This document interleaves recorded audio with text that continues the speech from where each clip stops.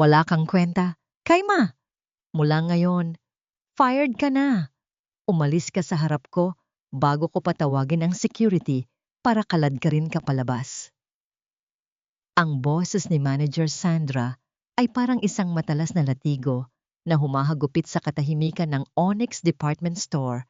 Sa gitna ng nagniningning na mga chandelier at mahahaling alahas, ang bawat salita niya ay tila turok ng karayom sa pandinig ng mga taong naroon. Tumulo ang malamig na pawis sa likod ni Kaima. Hawak-hawak niya ang isang maliit na supot ng tinapay at isang boteng tubig. Ang dapat sana ay tanghalian niya na ibinigay niya sa matandang pulubi sa labas ng mall kanina.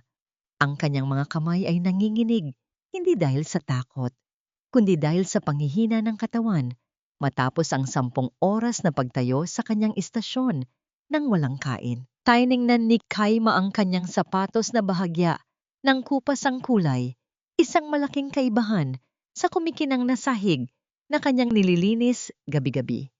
Ma'am, maawa na po kayo. Kailangan ko po ang trabahong ito para sa gamot ng nanay ko. Isang pagkakamali lang po. Pagkakamali? Humalakak si Sandra, isang tunog na puno ng pangungutya. Ang pakikipag-usap sa mabahong pulubi sa harap ng entrance ay hindi pagkakamali, Kaima. Iyan ay isang kahihiyan sa Onyx. Look at you. Mukha kang basahan na pilit isinasama sa mga mamahaling seda. You don't belong here. Sa isang marahas na galaw, hinablot ni Sandra ang name tag sa dibdib ni Kaima. Naramdaman ni Kaima ang pagkapunit ng tela ng kanyang uniforme kasabay ng tila pagkapunit din ng kanyang dignidad. Inihagis ni Sandra ang name tag sa sahig at walang awa itong tinapakan gamit ang kanyang matutulis na takong. Nanigas ang buong katawan ni Kaima.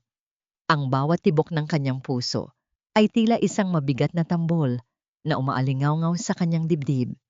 Ang paligid na dati ay puno ng buhay ay biglang naglaho, naging isang malabo at malamig na kawalan.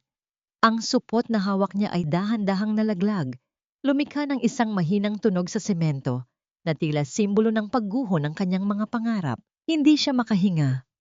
Ang kanyang lalamunan ay nanunuyo at ang bawat hininga ay tila may kasamang bubog na sumusugat sa kanyang kalooban. Bakit? Bakit ang pagpapakita ng kabutihan ay kailangang bayaran ng ganito kabigat na parusa? Lumabas si Kaima sa dambuhalang gusali ng Onyx habang ang langit ay nagsisimula ng magdilim. Kasabay ng kanyang paghakbang ay ang biglang pagbuhos ng malakas na ulan. Ang bawat patak ng tubig na tumatama sa kanyang balat ay tila mga maliliit na hampas ng tadhana. Sa bawat paglakad niya, nararamdaman niya ang bigat ng kanyang mga basang damit. Tila ba hinihila siya nito pailalim sa putikan ng kahirapan. Nang makarating siya sa kanyang maliit at tagpi-tagping paupahan, tumambad sa kanya ang isang mas masakit na katotohanan. Ang kanyang mga lumang damit, ang iilang gamit sa kusina, at ang nag-iisang litrato ng kanyang pamilya ay nakatambak sa gitna ng kalsada, basang-basa sa ilalim ng ulan. Kaima, sinabi ko na sa'yo, kapag hindi ka nakabayad ngayong araw, lalayas ka. Sigaw ng kanilang landlord mula sa bintana, bago nito malakas na isara ang pinto. Sa gitna hagulhol ng langit, tumunog ang kanyang lumang cellphone. Ang screen ay basag-basag na, ngunit malinaw pa ring nababasa ang pangalan ng kanyang kapatid na si Junjun. Ate, si nanay. Ang boses ni Junjun ay puno ng takot at hikbi. Isinugod namin siya sa ospital. Ate, kailangan daw ng 50,000 pesos ngayon din para maoperahan siya. Ate, anong gagawin natin? Parang huminto ang mundo ni Kaima. Ang cellphone ay dahan-dahang madulas mula sa kanyang kamay at bumagsak sa baha. Tuluyan nang namatay ang liwanag nito. Napaluhod siya sa gitna ng kalsada. Ang kanyang mga kamay ay nakabaon sa malamig na putik. Ang ulan ay humahalo sa kanyang mga luha. Ngunit ang lamig ng panahon ay wala sa kalahati ng lamig na nararamdaman niya sa kanyang puso. Nawalan ng trabaho, nawalan ng tirahan. At ngayon, ang buhay ng kanyang ina ay nakabitin sa isang halaga Nang salapi na wala siya, tumingala si Kaima sa madilim na langit. Ang kanyang muka ay basang-basa. Ang kanyang tinig ay wala nang mailabas na tunog kundi isang mahapding ungol ng sakit. Bakit ang mundong ito ay napakalupit sa mga taong wala namang ibang ginawa kundi magmahal, at magmalasakit? Mayroon pa bang puwang ang isang katulad ko sa ilalim ng mga bituing hindi ko kailanman maaabot? O sadyang itinadhan ang aking buhay ay magtapos sa ganitong paraan? Basag, luhaan, at mag-isa. Suko na ako, Diyos ko. Hindi ko na kaya ang bigat ng mundong ito. Kung kukunin mo na ako, gawin mo na ngayon para hindi ko na maramdaman ang hapdi ng bawat patak ng ulan sa aking balat. Ang bawat salita sa isipan ni Kaima ay parang isang huling paalam. Nakasubsob ang kanyang muka sa basang semento. Ang kanyang mga kamay ay dahan-dahang nawawalan ng init. Ang amoy ng basang lupa at ang lamig ng baha ay tila bumabalot sa kanya. Hinihila siya sa isang malalim at madilim na tulog. Sa gitna ng kanyang kawalan ng pag-asa, isang nakasisilaw na liwanag ang tumama sa kanyang mga mata. Sapat na upang mapilitan siyang iangat ng bahagya ang kanyang ulo. Ang mahinang ugong ng isang makina ay unti-unting lumakas, sinusundan ng pagtalsik ng tubig mula sa kalsada na gumuhit sa hangin. Huminto ang isang mahaba at marangyang sasakyan sa kanyang harapan. Ang kinang nito ay tila isang bituin na bumagsak sa gitna ng maruming eskinita. Bumukas ang pinto at isang pares ng sapatos na gawa sa mamahaling balat ang tumapak sa putikan. Isang mainit na kumot ang biglang bumalot sa nanginginig na katawan ni Kaima. Isang pamilyar na boses ang bumulong sa kanyang pandinig. Isang boses na kanina lamang ay tila hiram sa isang taong hikahos, ngunit ngayon ay puno ng awtoridad at pagmamahal. Iha, gumising ka. Hindi pa ito ang huli para sa'yo. Tumingin ka sa akin, Kaima. Dahan-dahang imulat ni Kaima ang kanyang mga mata. Ang matandang babae na kanina lamang ay binilhan niya ng gamot at tinulungan sa gitna ng pangungutya ng lahat ay nakatayo sa kanyang harapan. Ngunit wala na ang mga basahan. Nakasuot na siya ng isang marangal na kulay ubeng terno at ang kanyang leeg ay pinalamutian ng mga perlas na tila nagniningning sa dilim. Lola? Ang tinig ni Kaima ay halos hindi marinig. Isang mahinang paos sa gitna ng bagyo. Panaginip ba ito? Patay na ba ako? Gumiti ang matanda. Isang ngiting tila nagdadala ng liwanag sa madilim na gabi. Hindi, iha. Ito ang simula ng iyong bagong buhay. Ako si Esmeralda Onyx. At ang kabutihang ipinakita mo sa isang pulubing katulad ko ay hindi kailanman malilimutan. Sa loob ng sasakyan, habang mabilis silang bumabaybay patungo sa ospital, hindi mapigilan ni Kaima ang mapahagulgol. Hindi ito ang yak ng sakit, kundi ang yak ng isang taong nakakita ng butas ng liwanag sa gitna ng isang gumuhong kuweba.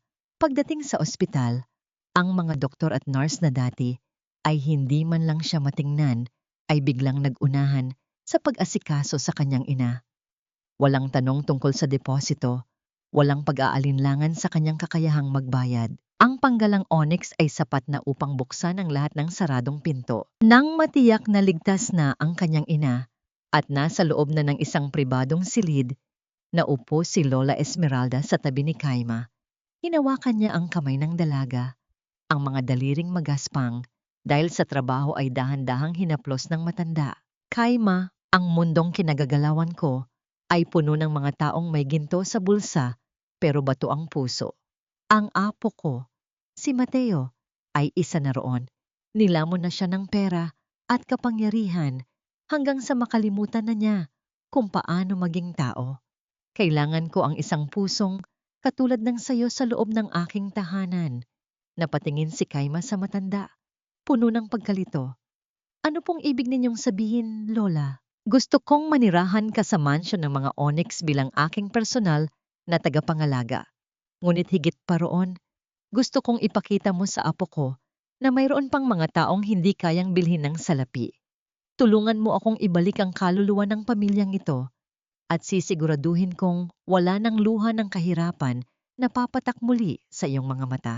Pagkaraan ng ilang oras, pumasok ang sasakyan sa isang dambuhalang bakal na gate. Ang mansyon ni mga onyx ay tila isang palasyo. Bawat kanto ay nagniningning sa karangyaan. Ngunit habang bumababa, si Kaima sa sasakyan, naramdaman niya ang isang kakaibang bigat sa hangin. Sa itaas ng malawak na hagdanan, nakatayo ang isang lalaking may tindig na tila hari. Ang kanyang mga mata ay kasing lamig ng yelo at ang kanyang mukha ay walang bakas ng kahit anong emosyon maliban sa pagkasuklam. Ito si Mateo. Tumingin si Mateo kay Kaima mula ulo hanggang paa. Isang tinging tila sinusukat ang bawat hibla ng kanyang pagkatao. So ito na ba ang bagong alaga mo, Lola? Mukhang kinuha mo lang sa kung saang basurahan. Humigpit ang kapit ni Kaima sa laylayan ng kanyang hiram na damit. Ang kaba sa kanyang dibdib ay muling nagbalik, mas matindi kaysa noong harapin niya si Manager Sandra. Mateo, maging magalang ka. Matigas na wika ni Lola Esmeralda. Siya si Kaima at simula ngayong gabi, ituturing mo siyang higit pa sa isang katulong.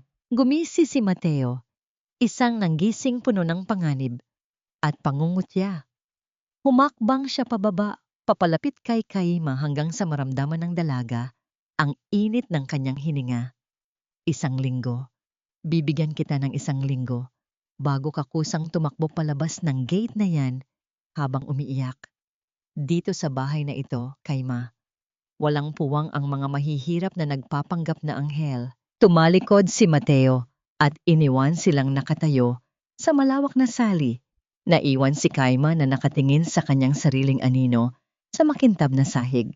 Nakaligtas nga siya sa bagyo sa labas, ngunit tila papasok naman siya sa isang mas malupit na bagyo sa loob ng gintong kulungang ito. Paano niya pananatilihing busilak ang kanyang puso kung ang bawat sulok ng bahay na ito ay nagpapaalala sa kanya na siya ay isang tagalabas lamang? At hanggang kailan niya kayang tiisin ang matatalim na salita ng isang lalaking tila sumumpa na gagawing impyerno ang kanyang buhay? Ang bawat sulok ng mansyon ng mga onyx ay tila isang salamin na nagpapaalala kay Kaima kung gaano siya kaliit sa mundong ito.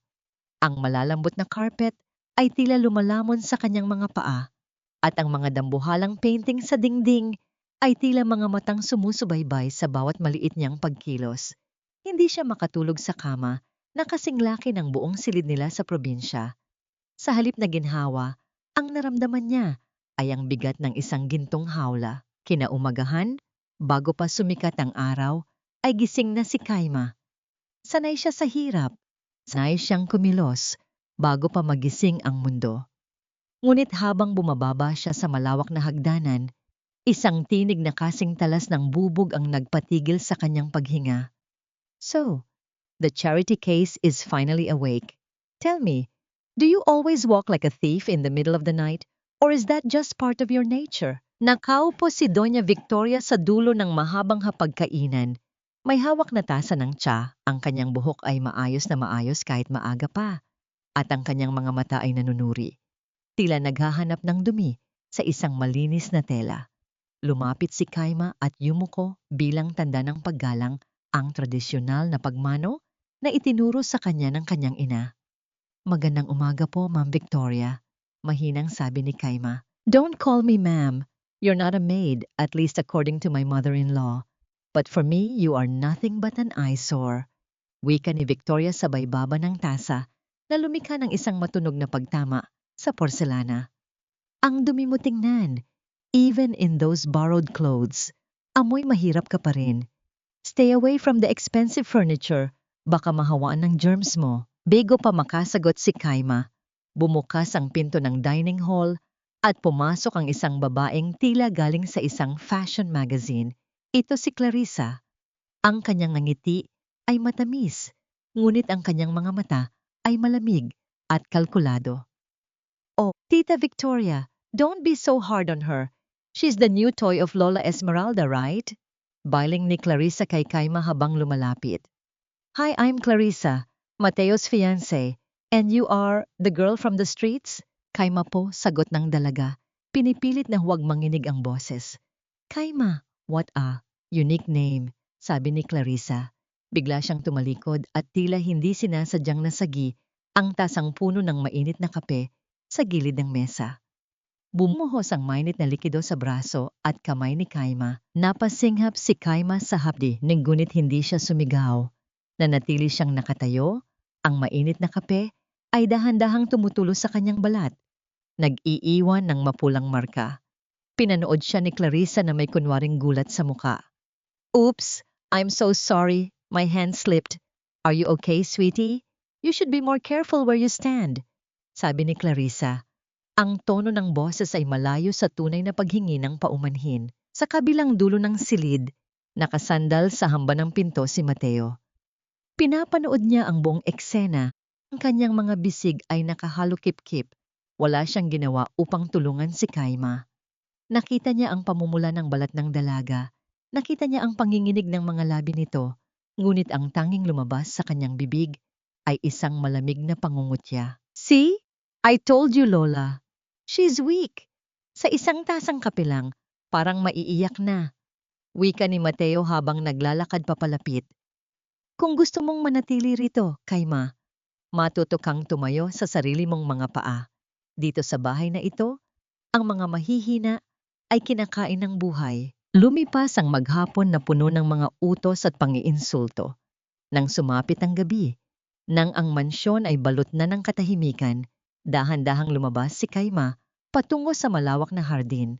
Doon, sa ilalim ng liwanag ng buwan, natagpuan niya ang isang maliit na puno ng mga bulaklak ng dapo at sampagita. Lumuhod siya sa damuhan at hinaplos ang mga talulot ng bulaklak. Ang bango nito ay nagdala sa kanya pabalik sa kanilang maliit na bakuran sa probinsya, kung saan kahit nagdidildil sila ng asin, ay puno naman sila ng pagmamahalan. Kinausap niya ang mga bulaklak, ang kanyang tanging mga kaibigan, sa loob ng gintong kulungang ito. Kaya ko ito. Para kay nanay. Para kay Junjun. Hindi ako susuko hanggat hindi ko na ibabalik ang lahat. Lahat ng kabutihan ni Lola Esmeralda, bulong niya sa hangin. Napatayo siya nang marinig ang kaluskos ng mga tuyong dahon sa likuran niya. Sa dilim ng hardin, nakatayo si Mateo. Ang anino nito ay tila isang dambuhala na bumabalot sa kanya. Wala itong suot na Amerikana. Ang mga butones ng kanyang polo ay bahagyang nakabukas at ang kanyang mga mata ay tila naglalabas ng kislap ng galit. Humakbang si Mateo papalapit. Bawat paghakbang niya ay tila nagpapakaba sa dibdib ni Kaima. Bigla niyang hinablot ang pulsuhan ni Kaima. Ang pulsuhang may paso pa mula sa kape kanina.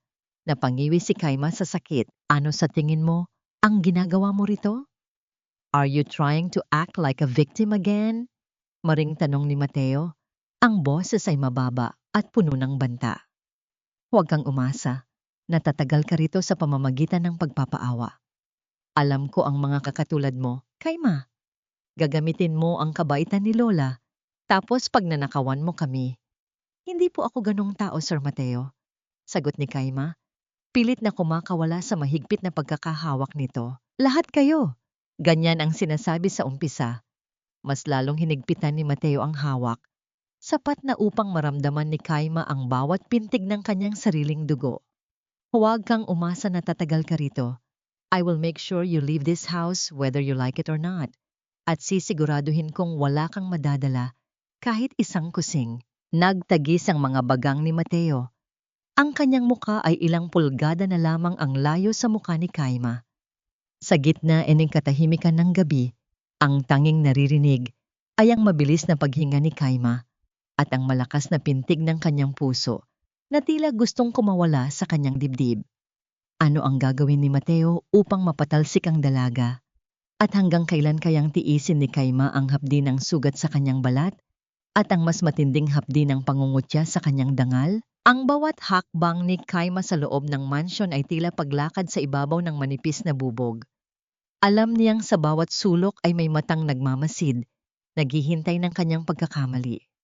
Ngunit sa kabila ng takot, nanatili siyang matatag para kay Lola Esmeralda, ang tanging taong nagparamdam sa kanya na may halaga pa siya. Ay isang hapon, pumasok si Clarissa sa silid ni Kaima na may dalang isang mamahaling paper bag. Ang kanyang nangiti ay tila asukal na may halong lason. Kaima, I felt bad about what happened yesterday. Para pawin ng hapdi ng kape, here's a gift.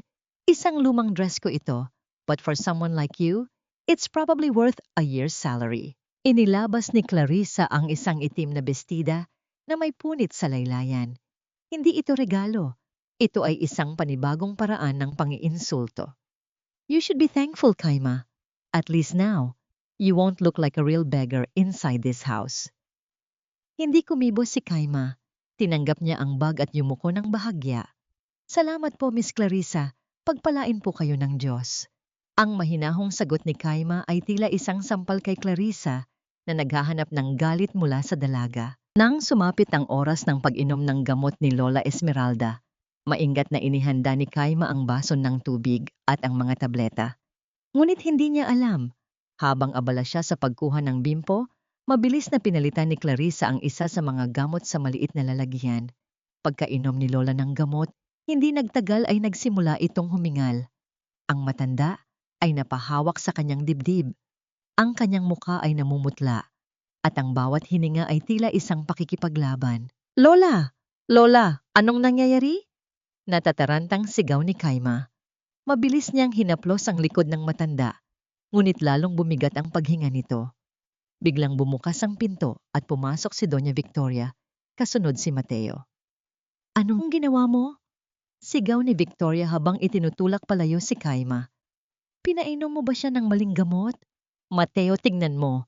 Sinusubukan niyang patay ng lola mo. Lumapit si Mateo at binuhat ang kanyang lola. Ang kanyang mga mata ay nag-aapoy sa galit habang nakatingin kay Kaima. Ngunit sa gitna ng kaguluhan, napansin ni Mateo ang mga kamay ni Kaima. Ang paso mula sa kape kahapon ay nangingitim na at ang kanyang mga daliri ay may mga bagong paltos dahil sa paglilinis ng mga antigong kagamitan na ipinag-utos ni Victoria. Isang saglit na pag-aalinlangan ang dumaan sa mga mata ni Mateo. Ngunit agad itong napalitan ng lamig. Mateo, tumawag ka ng ambulansya. At ang babaeng ito, kailangang makulong. Bulyaw ni Victoria. Sinubukang lumapit ni Kaima sa mesa kung saan naroon ang lalagyan ng gamot. Hindi po. Sinunod ko po ang nakasulat sa reseta. May nagpalit po ng gamot. Nakita niya ang isang maliit na puting tableta na nahulog sa ilalim ng mesa. Isang gamot na hindi kailanman iniinom ni Lola. Ngunit, bago pa niya ito, mabilis na tinapakan ni Clarissa ang tableta at pilit itong idiniin sa carpet hanggang sa maging pino itong pulbos. Tumingin si Clarissa kay Kaima na may mapanguyam na kislap sa mga mata. Isang sulyap na tila nagsasabing, wala kang laban sa akin. Buong gabi ay hindi umalis si Kaima sa labas ng silid ni Lola Esmeralda. Kahit pa pinagtatabuyan siya ng mga bodyguard, nakaupo siya sa sahig. Ang kanyang mga kamay na puno ng paltos ay nakapatong sa kanyang kandungan. Bawat oras ay tila isang taon ng paghihirap. Nanalangin siya. Ang kanyang mga bulong ay humahalo sa katahimikan ng madilim na pasilyo. Nang lumabas si Mateo mula sa silid ni Lola, natagpuan niya si Kaima na natutulog ng nakaupo. Ang kanyang ulo ay nakasandal sa malamig na pader. Ang liwanag ng buwan na dumadaan sa bintana ay tumatama sa kanyang muka. Isang muka na kahit puno ng pagod ay kakikitaan pa rin ng isang uri ng kapayapaan na hindi kailanman naramdaman ni Mateo. Tinitigan ni Mateo ang mga sugatang kamay ni Kaima. Isang bahagi ng kanyang puso ang gustong maawa, ngunit ang puot na itinanim sa kanya ng kanyang ina ay mas matimbang. Kinuha niya ang kanyang coat at tila itatapi ito sa dalaga, ngunit bigla siyang huminto. Huwag kang magpakitang tao, Kaima. Bulong ni Mateo sa hangin, sapat na upang magising ang dalaga. Nagmulat si Kaima at agad na tumayo kahit pa nahihilo. Sir Mateo, kumusta po si Lola? Hindi sumagot si Mateo. Sa halip, lumapit si Doña Victoria mula sa likuran nito. Ang kanyang muka ay puno ng kasamaan. Ligtas na ang biyenan ko. Salamat sa mga totoong doktor at hindi sa isang mamamatay taong katulad mo. I've made my decision, Mateo. Tumingin si Victoria ng diretso sa mga mata ni Kaima, isang tinging puno ng tagumpay. Bukas na bukas, paglabas na paglabas ng araw, Aalis ang babaeng ito sa pamamahay na ito. At sisiguraduhin kong wala ni isang kumpanya sa bansang ito ang tatanggap sa kanya. You are finished, Kaima. Naiwan si Kaima na nakatayo sa gitna ng madilim na pasilyo. Ang kanyang huling pag-asa ay tila unti-unting namamatay kasabay ng paglamlam ng mga ilaw sa mansyon. Sino nga ba ang tumulong kay Clarissa na itago ang katotohanan? At saan pupunta si Kaima kung ang buong mundo ay tila nakikipagsabwatan upang siya ay tuluyang bumagsak? Impake mo na ang mga basahan mo at lumayas ka na. Hindi ka nararapat sa ilalim ng bubong na ito, Kaima. Ang boses ni Doña Victoria ay kasing lamig ng hanging nanggagaling sa aircon ng mansyon. Walang bakas ng awa habang nakatingin sa maliit na bag na luma ni Kaima. Sa loob ng silid na yon, ang bawat gamit na hinahawakan ng dalaga ay tila bumibigat. Bawat hibla ng kanyang damit ay tila may dalang alaala ng panandaliang pag-asa na ngayon ay binalot na ng dilim. Dahan-dahang itinupi ni Kaima ang kanyang nag-iisang uniforme. Ang kanyang mga kamay ay nanginginig ngunit nananatiling tahimik. Wala siyang lakas na sumagot dahil ang kanyang lalamunan ay tila punong-puno ng tuyong buhangin. Ang bawat paghinga niya ay isang matalim na hapdi sa kanyang dibdib, isang paalala na sa mundong ito, ang katotohanan ay madalas na natatalo ng kapangyarihan. Ngunit, bago pa man niya may sara ang kanyang bag, ang pinto ay bumukas ng malakas. Nakatayo roon si Lola Esmeralda, nakahawak sa kanyang baston. Ang kanyang mga mata ay naglalabas ng kakaibang kislap ng awtoridad na tila nagpatahimik sa buong paligid. Walang aalis sa bahay na ito nang wala ang pahintulot ko, Victoria. Matigas na wika ng matanda, tumingin siya kay Mateo na nakatayo sa likuran ng kanyang ina. At ikaw, Mateo, kung iniisip mong pababayaan ko ang tanging taong nagmalasakit sa akin nang walang kapalit, nagkakamali ka. Ngayong gabi, mayroong charity ball ang Onyx. Isasama mo si Kaima bilang iyong guest. Lola, that's impossible. Protesta ni Mateo. Ang kanyang muka ay kakikitaan ng matinding pagtutol. She's a caregiver, not a socialite. Mapapahiya lang tayo sa harap ng mga investors. Kung gayon, patunayan mo na isa kang Onyx, hamon ni Lola Esmeralda. Turuan mo siyang lumakad, turuan mo siyang magdala ng sarili. Dahil kung hindi mo siya isasama, huwag mo nang asahang pipirmahan ko ang transfer of shares na matagal mo nang hinihintay. Wala nang nagawa si Mateo. Ang charity ball ay isa sa pinakaimportanteng gabi para sa kumpanya. Sa loob ng silid ng paghahanda, kinuha ni Kaima ang isang simpleng bestida na ibinigay ni Lola. Hindi ito kasing garanang kay Clarissa, ngunit ang kulay nitong asul ay tila nagpatingkad sa kanyang busilak na balat. Pagdating sa ball, ang bawat hakbang ni Kaima sa pulang carpet ay sinasabayan ng mga bulungan. Ang mga kaibigan ni Clarissa ay tila mga buwitreng nakapaligid, naghahanap ng butas upang saktan ang dalaga. Look at her shoes! Tawa ng isang babaeng nakasuot ng makinang na alahas. Bili yata yan sa bangketa. How pathetic! Naramdaman ni Kaima ang pag-init ng kanyang mga pisngi. Ang kanyang mga mata ay nagsimulang mangilid ng luha. Nais na niyang tumakbo palabas. Nais na niyang magtago sa dilim. Ngunit bago pa man siya tuluyang mahiya, isang malaking kamay ang humawak sa kanyang baywang. Isang mainit at matatag na hawak na tila nagbigay sa kanya ng lakas upang manatiling nakatayo. She is my guest. Malamig na wika ni Mateo sa mga taong nakapaligid. Ang kanyang boses ay tila isang pader na humarang sa lahat ng pangungutya. Anyone who insults her, insults me. Gusto niyo bang mawalan ng business partners bukas? Biglang tumahimik ang paligid.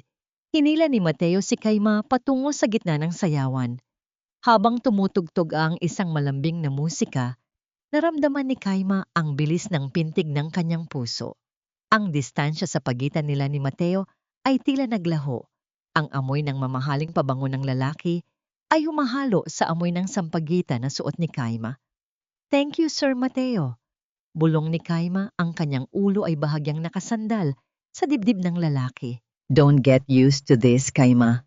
Sagot ni Mateo. Ngunit ang kanyang boses ay hindi na kasing lamig ng dati. Ginagawa ko lang ito para kay Lola. Pagkatapos ng sayaw, nang ang lahat ay abala sa pagkain ng mga mamahaling putahe, lumabas muna si Kaima upang makahinga. Nagtago siya sa likod ng malalaking kurtina sa gilid ng balcony. Doon, inilabas niya ang isang maliit na balot ng tinapay na nakuha niya sa catering kanina. Isang tuyong bahagi ng tinapay na hindi na napansin ng iba. Mula sa anino, nakamasid si Mateo. Inasahan niyang makikita ang dalaga na nagpapakasasa sa mga steak at caviar, ngunit laking gulat niya nang makitang tila nagtitipid ito. Narinig niya ang pagring ng cellphone ni Kaima. "Nay, opo, kumain na po ako rito. Ang daming masasarap na pagkain, parang fiesta." Sabi ni Kaima sa telepono, ang kanyang boses ay puno ng pilit na saya. "Opo, nag-uwi po ako ng yen sa kwarto ko. Huwag po kayong mag-alala sa akin. Basta uminom po kayo ng gamot niyo riyan sa probinsya, ha?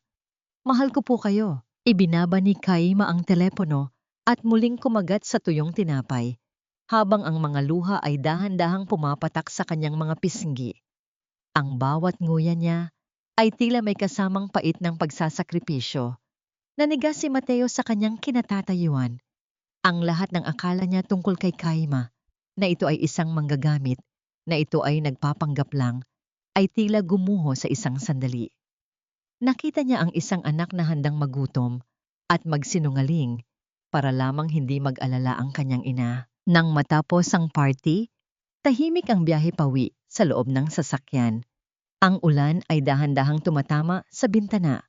Lumilikha ng mga guhit ng tubig na tila mga luhang hindi matapos-tapos. Nakatingin lang si Kaima sa labas. Ang kanyang mga kamay ay magkayakap upang labanan ang lamig. Biglang huminto ang sasakyan sa tabi ng kalsada. Malayo pa sa mansyon, bumaling si Mateo kay Kaima. Ang kanyang mga mata ay puno ng mga katanungan na hindi niya masabi. Ang distansya sa loob ng sasakyan ay tila naging mas masikip. Bawat hininga nila ay naririnig sa gitna ng katahimikan. "Bakit?" tanong ni Mateo. Ang kanyang boses ay may halong inis at pagtataka. "Bakit mo ginagawa ito? Bakit mo pinipiling magtiis sa kabila ng lahat ng pang-iinsulto namin sa'yo? Is it really just for the money? Or are you hiding something else?" Tumingin si Kaima kay Mateo. Ang kanyang mga mata ay nagniningning sa ilalim ng ilaw ng sasakyan. Isang malalim na buntong hininga ang pinakawalan niya. Isang buntong hininga na tila nagdadala ng lahat ng bigat ng kanyang buhay.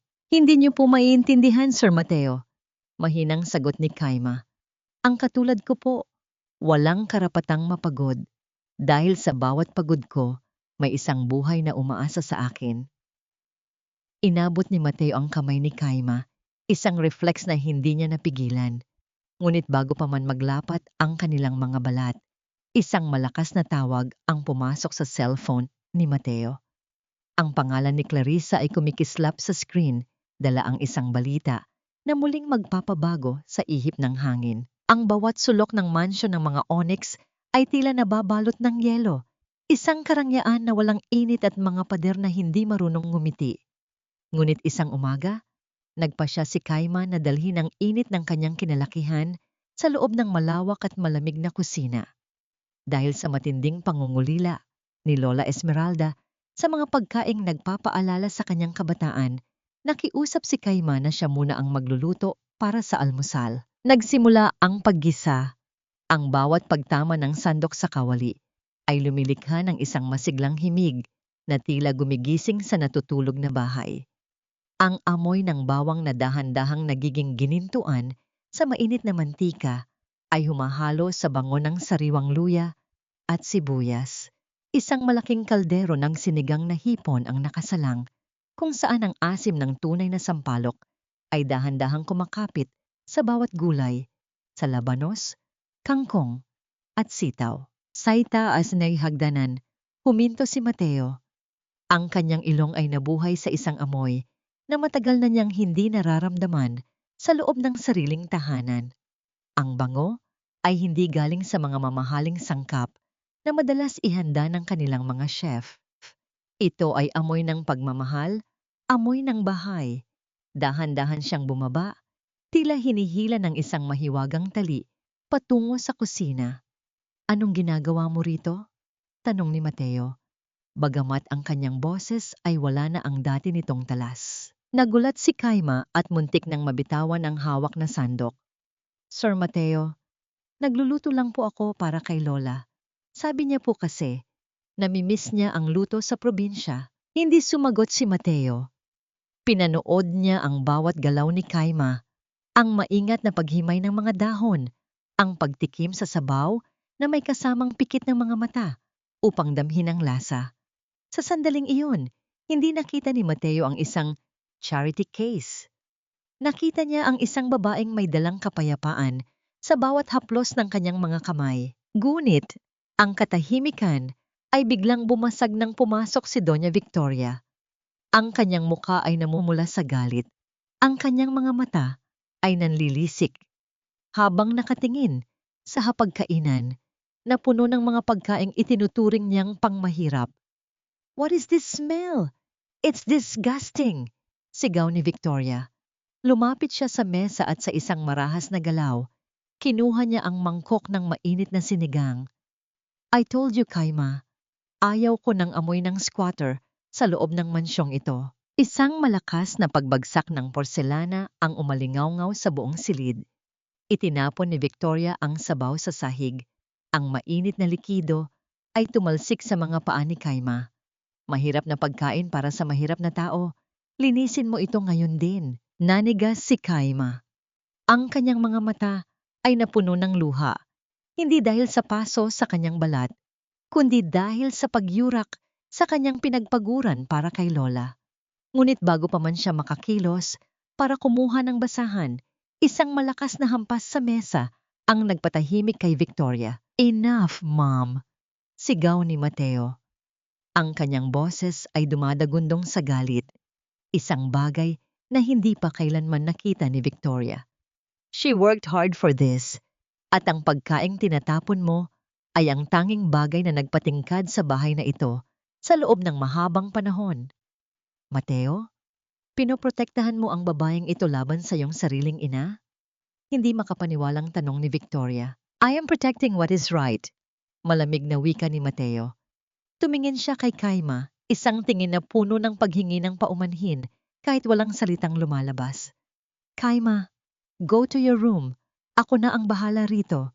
Nang sumapit ang hating gabi, nang ang lahat ay tulog na, hindi makatulog si Kaima dahil sa gutom at sakit ng loob.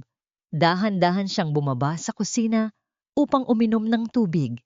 Laking gulat niya nang makitang bukas ang ilaw sa ilalim ng extractor fan. Doon, nakita niya si Mateo.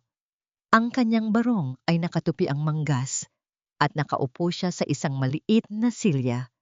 Sa harap niya ay ang natirang kaldero ng kanin. Gamit ang kanyang mga kamay, kumakain si Mateo ng bahaw at ang sunog na bahagi ng kanin o tutong isinasawsaw sa kaunting patis na itinira ni Kaima. "Sir Mateo?" bulong ni Kaima. Lumingon si Mateo. May bahid pa ng kanin sa kanyang labi. Hindi siya nagalit.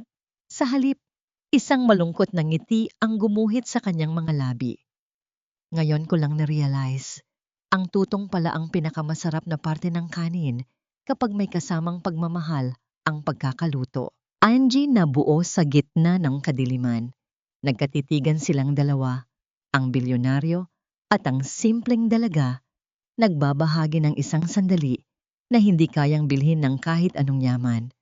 Ang bawat nguya ni Mateo ay tila isang papuri sa pagkatao ni Kaima, isang tahimik na pagkilala na ang babaeng ito ang unti-unting bumabasag sa yelo sa kanyang puso. Ngunit sa likod ng pintuan ng kusina, isang pares ng mga mata ang nakamasid.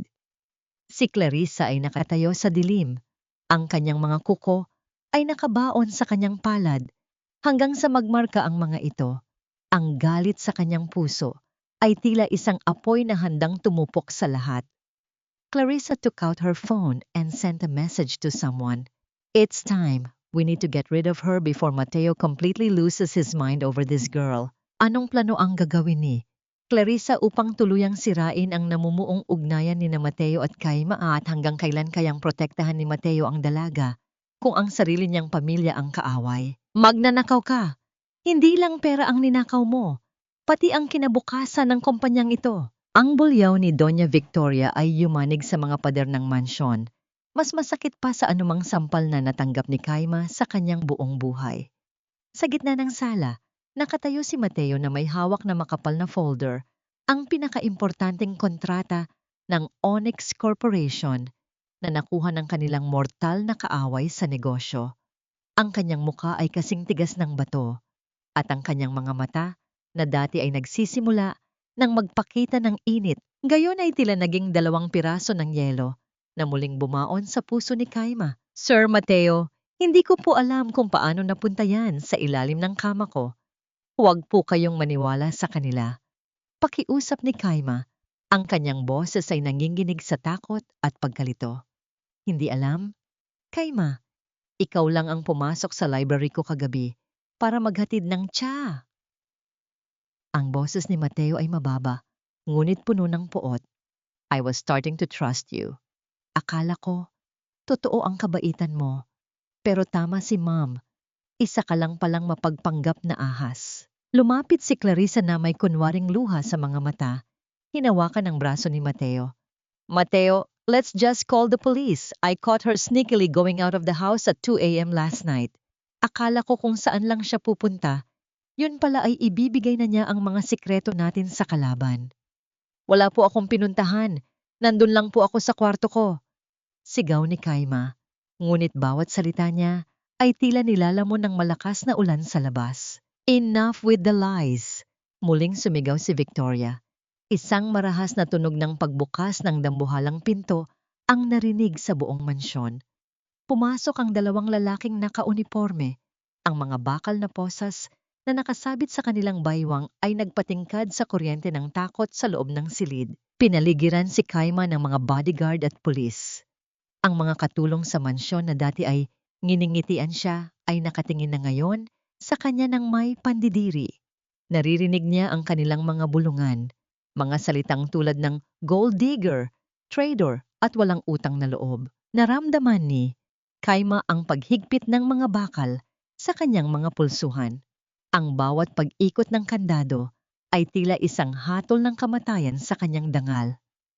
Tumingin siya kay Mateo, naghahanap ng kahit maliit na bahagi ng lalaking kumain ng tutong kasama niya kagabi. Ngunit wala siyang nakita, kundi isang banyaga. Sir Mateo, tignan niyo po ang mga mata ko. Bulong ni Kayma. Hindi siya sumigaw, hindi siya nagwala. Sa gitna ng kaguluhang iyon, nanatili siyang nakatitig ng diretso sa mga mata ni Mateo.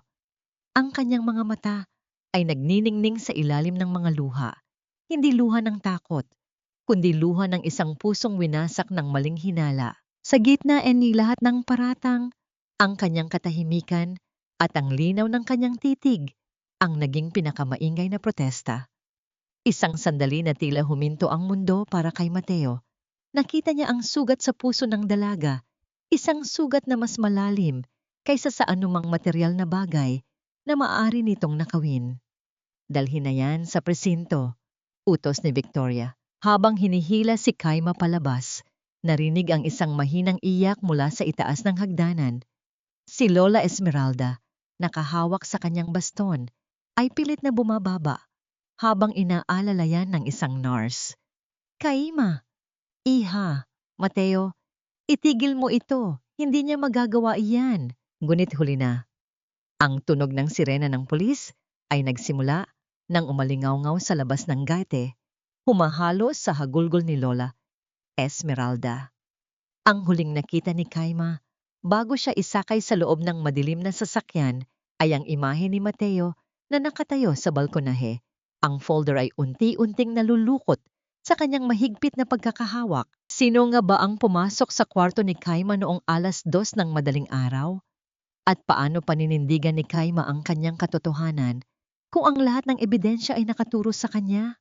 Ang gintong mansyon na itinuring niyang pansamantalang kanlungan ay naging isang madilim na kulungan sa loob lamang ng isang saglit. Ang bawat patak ng ulan sa labas ng rehas ay tila mga luhang hindi matuyo sa pisngi ng gabi. Sa loob ng malamig at madilim na selda, nakaupo si Kaima sa isang sulok.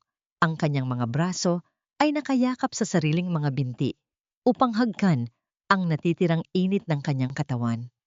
Ang amoy ng kalawang at semento ay bumabalot sa paligid, isang malupit na paalala na ang kanyang mundo ay lumiit na sa apat na sulok ng bakal at semento. Sa mansyon ng mga Onyx, hindi makatulog si Mateo. Ang katahimikan ng bahay ay tila isang mabigat na kumot na sumasakal sa kanya. Pumasok siya sa kusina. Umaasang maaamoy pa rin ang bawang at luya na ginisa ni Kaima kahapon, ngunit tanging lamig ng marmol ang sumalubong sa kanya. Ang bawat sulok ng mansyon ay nagpapaalala sa kanya ng mga mata ni Kaima, mga matang puno ng sugat, ngunit nananatiling tapat. Hindi na nakatiis si Mateo. Sa gitna ng madaling araw, kinuha niya ang kanyang susi at nagmaneho patungo sa presinto. Ang tunog ng kanyang mga sapatos sa semento ng pasilyo ng kulungan ay tila bawat tibok ng kanyang pusong puno ng pag-aalinlangan. Nang makita niya si Kaima, parang may kung anong mabilis na gumuhit sa kanyang dibdib. Ang dalaga ay mukhang napakaliit, napakarupok, ngunit ang kanyang tindig ay hindi pa rin nababali. Pinaupo si Kaima sa tapat ng salamin na naghihiwalay sa kanila. Ang kanyang muka ay maputla, ang kanyang mga mata ay may malalalim na anino ng pagod. Ngunit nang tumingin siya kay Mateo, wala siyang nakitang takot. "Bakit ka narito, Sir Mateo?" Mahinang tanong ni Kaima. Ang kanyang boses ay tila isang tuyong dahon na hinihipan ng hangin. "Para ba siguraduhin na hinding-hindi na ako makakalabas? Gusto ko lang malaman ang katotohanan." "Kaima," sagot ni Mateo, ang kanyang boses ay paos. "Bakit mo ito ginawa? I was ready to give you everything." Isang mapait na ngiti ang gumuhit sa mga labi ni Kaima. Dahan-dahan niyang inilabas ang isang maliit na bagay mula sa kanyang bulsa at inilapag sa ibabaw ng mesa. Isang gintong singsing na may maliit na diamante. Ang singsing na ibinigay sa kanya ni Lola Esmeralda bilang tanda ng pagtanggap sa pamilya. "Pakibigay po ito kay Lola," sabi ni Kaima, ang bawat salita ay tila may kasamang dugo mula sa kanyang puso. "Sabihin niyo po sa kanya, maraming salamat sa lahat, pero hindi ko po kailangan ng ginto. Ang kailangan ko po ay tiwala. At dahil wala na yun sa bahay na ito, wala na rin pong halaga ang singsing na ito para sa akin." Nanigas si Mateo. Ang pagbabalik ni Kaima ng singsing ay mas masakit pa sa anumang sigaw o sumbat. Ito ang patunay na ang dignidad ng dalaga ay hindi kayang tumbasan ng anumang yaman ng mga Onyx. Sa sandaling iyon, ang Injustice Engine ay gumana ng husto sa kalooban ni Mateo. Naramdaman niya ang bigat ng pagkakamaling kanyang nagawa. Dahan-dahang itinaas ni Mateo ang kanyang kamay at idiniin ito sa malamig na salamin na naghihiwalay sa kanila. Nakita ni Kaima ang kilos na yon at sa kabila ng lahat ng sakit, dahan-dahan din niyang itinaas ang kanyang kamay at itinapat ito sa kamay ni Mateo. Walang balat na naglapat, tanging lamig ng salamin ang namamagitan. Ngunit sa sandaling iyon, ang kanilang mga kaluluwa ay tila muling nagtagpo sa ng tahimik na pag-unawa. "Hahanapin ko ang katotohanan, Kaima." Bulong ni Mateo, ang kanyang hininga ay nag-iwan ng hamog sa ibabaw ng salamin. "Pangako." Paglabas ni Mateo sa presinto, nakasalubong niya si Clarissa na pababa ng kanyang sasakyan. Suot ang isang mamahaling damit at tila masayang-masaya sa kanyang telepono. Hindi napansin ni Clarissa si Mateo. Naririnig ni Mateo ang malakas na pagtawa nito habang kausap ang kung sino. "Yes, it's done. The trash is finally in the bin. Mateo thinks she's a thief. No one can save her now." Wika ni Clarissa sa telepono bago ito pumasok sa loob. Nagtagis ang mga bagang ni Mateo. Ang pagdududa na dati ay maliit na buto lamang ay lumaki at naging isang matalim na tinik. Sa sandaling iyon, tumunog ang kanyang cellphone. Isang mensahe mula sa isang hindi kilalang numero ang pumasok. Pagbukas niya, isang malabong video ang bumungad sa kanya. Ito ay video mula sa isang lumang CCTV sa tapat ng Onyx Department Store noong araw na masesante si Kaima. Nakita ni Mateo ang lahat, ang pagtulong ni Kaima kay Lola, ang pagmura ni Manager Sandra, at ang pagdating ng isang itim na sasakyan na pag-aari ni Clarissa na lula ng manager bago pa man maganap ang gulo. Sino ang taong nagpadala ng video na ito? At hanggang saan ang kayang gawin ni Mateo upang itama ang lahat bago tuluyang mawala si Kaima sa kanyang piling? Ang gabi ay mahaba pa at ang mga sikretong nakatago sa dilim ay nagsisimula na ring lumabas. Ang katotohanan ay parang araw, Kaima. Maari itong balutin ng makakapal na ulap, pero hinding-hindi ito mamamatay. Ang boses ni Mateo ay nangginginig sa pagsisisi habang binabasa niya ang mga report sa harap ni Doña Victoria at Clarissa sa loob ng library. Ang bawat pahina ng ebidensya ay tila isang matalim na sampal sa mukha ng mga taong nagtangka sa dangal ni Kaima.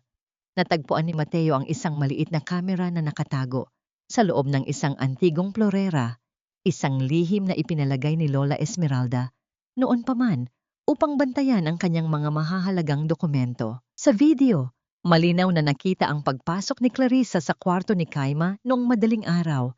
Nakita ang bawat dahan-dahan niyang hakbang, ang mapanuring ngiti sa kanyang mga labi, habang inilalagay ang folder sa ilalim ng kama ng dalaga. Walang kawala. Ang bawat galaw ay ebidensya ng isang planadong pagtatrader. Mateo, let me explain. I did it for us. I did it to protect you from that gold digger. Sigaw ni Clarissa. Ang kanyang boses ay pumailan lang sa buong library, puno ng desperasyon. Protect me?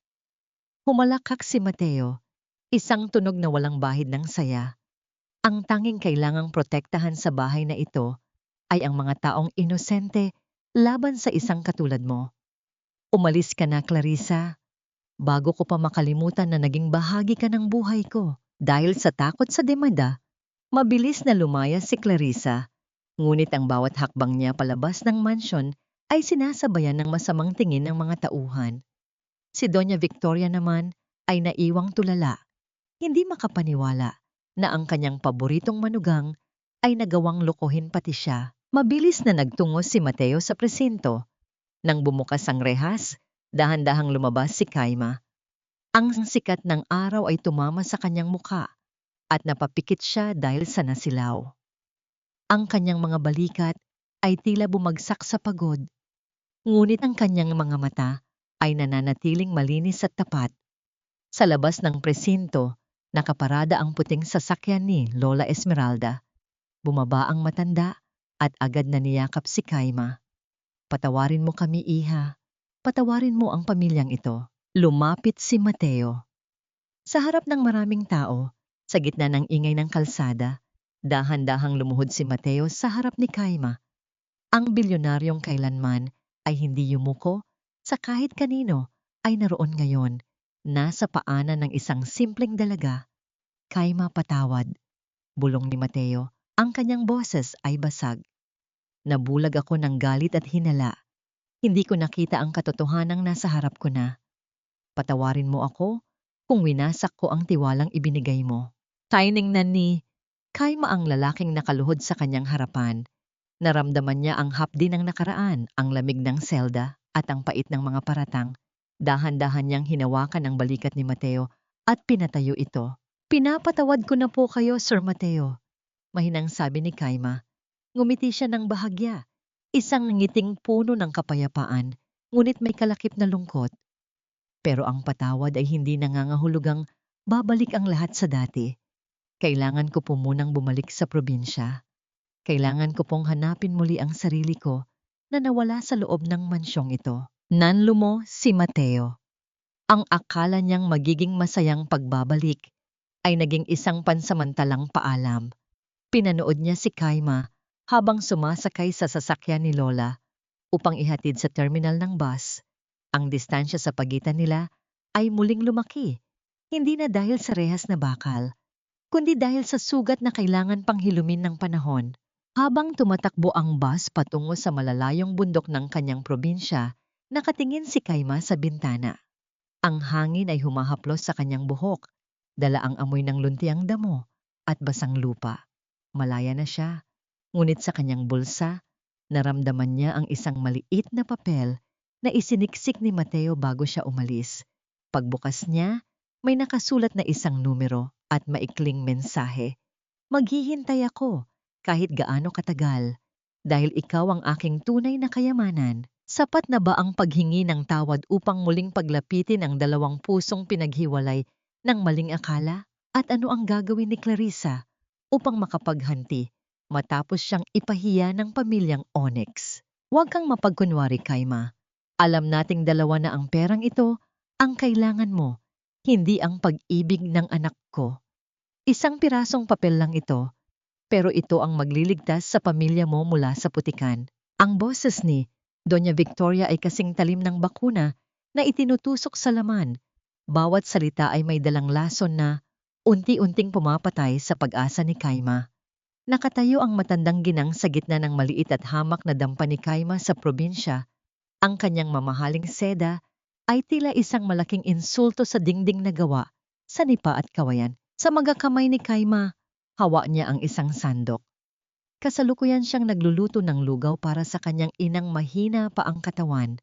Ang usok mula sa kalan ay humahalo sa kanyang malalim na buntong hininga.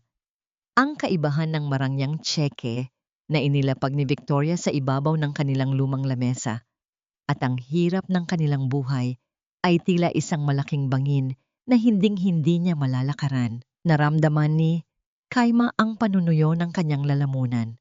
Ang bawat tibok ng kanyang puso ay tila isang mabigat na pasanin. Bawat hininga ay parang may kasamang bubog na sumusugat sa kanyang kalooban. Hindi siya makasagot. Ang kanyang mga daliri ay humigpit sa hawakan ng sandok hanggang sa mamuti ang kanyang mga kuko, isang piping protesta laban sa kalupitan ng tadhana. Bakit kailangang palaging may kapalit ang bawat pirasong ginhawa? Isipin mo ang kapatid mo, Kaima. Pagpapatuloy ni Victoria, ang kanyang boses ay naging mas malambot, ngunit mas mapanganib.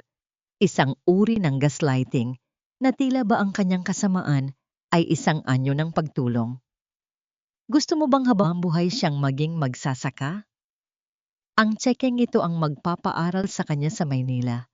Bibigyan siya ng kinabukasan na hindi mo kailanman maibibigay. Ang kailangan mo lang gawin ay lumayo kay Mateo. Maglaho ka na, parang bula. Lumipas ang ilang araw na puno ng pagtitiis. Hindi alam ni Mateo ang lihim na pagbisita ng kanyang ina. Isang hapon, dumating si Mateo sa probinsya. Dala ang mga bulaklak at mga ngiting tila nagbibigay ng bagong buhay sa tuyot na lupain. Namasyal sila sa tabi ng ilog, kung saan ang tunog ng agos ng tubig ay tila isang harana sa kanilang mga pusong nag-uumpisa pa lamang magtagpo. Kaima, dito sa piling mo, parang nakakahinga ako ng maluwag. Bulong ni Mateo habang nakatingin sa papalubog na araw. Huwag kang mag-alala. Gagawa ako ng paraan para matanggap tayo ni Ma'am. Pangako, hindi kita bibitawan. Gumiti si Kaima. Ngunit ang nangiting iyon ay hindi umabot sa kanyang mga mata. Sa loob niya, ang bawat salita ni Mateo ay tila isang matalim na kutsilyo na humahati sa kanyang puso. Paano niya sasabihing ang kanyang kaligayahan ay may katapat na presyong hindi niya kayang bayaran? Nang gabing iyon, nagluto si Kaima ng paboritong pagkain ni Mateo. Pinanood niya ang lalaki habang kumakain ng may gana. Ang bawat subo nito ay tila isang alaala na iniimbak niya sa kanyang memorya. Inayos ni Kaima ang kwelyo ni Mateo. Ang kanyang mga kamay ay dahan-dahang humahaplos sa tela, isang tahimik na pamamaalam na hindi kayang bigkasin ng kanyang mga labi. Mahal na mahal kita, Mateo. Bulong ni Kaima nang makatulog na ang lalaki sa kanilang maliit na papag. Isang mainit na halik ang idinampi niya sa noo nito, kasabay ng pagpatak ng isang butil ng luha na agad niyang pinunasan. Kinaumagahan, bago pa man sumikat ang araw, ay wala na si Kaima. Ang kanyang maliit na bag ay dala niya. Bit-bit ang bigat ng isang sakripisyong tila dudurog sa kanyang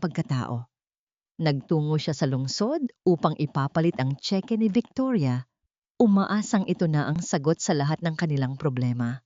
Ngunit nang iabot niya ang tseke sa teller ng bangko, ang lamig na naramdaman niya sa presinto noon ay muling bumalik, mas matindi at mas mapait. "I'm sorry, miss, but this check is void. The account has been closed for a long time." Wika ng teller ng walang bakas ng emosyon. Nanigas ang buong mundo ni Kaima. Ang bawat tunog sa loob ng bangko ay tila naging malayo at malabo. Ang tsekeng pinagpalit niya sa kanyang kaligayahan, ang tsekeng naging dahilan ng kanyang pag-iwan sa lalaking mahal niya, ay wala palang halaga. Naloko siya. Ginawa siyang laruan ni Doña Victoria hanggang sa huling sandali. Paano babalik si Kaima kay Mateo matapos niyang piliin ang pera kaysa sa kanilang pag-ibig? At nasaan na siya ngayon habang ang buong mundo niya ay tuluyan ng gumuho sa gitna ng isang malupit at makapangyarihang kasinungalingan? Walang halaga ang pirasong papel na ito, gaya ng pagpapahalaga ninyo sa aking pagkatao. Isang pirasong basura na itinapon sa gitna ng nagngangalit na lungsod. Ang imega salitang ito ay tila paulit-ulit na humahampas sa isipan ni Kaima habang nakatitig siya sa tsekeng punit-punit na sa kanyang mga kamay. Nakatayo siya sa gitna ng mataong bangketa ng Maynila. Ang ingay ng mga sasakyan at ang buga ng itim na usok mula sa mga jeep ay tila sumasakal sa kanyang hininga.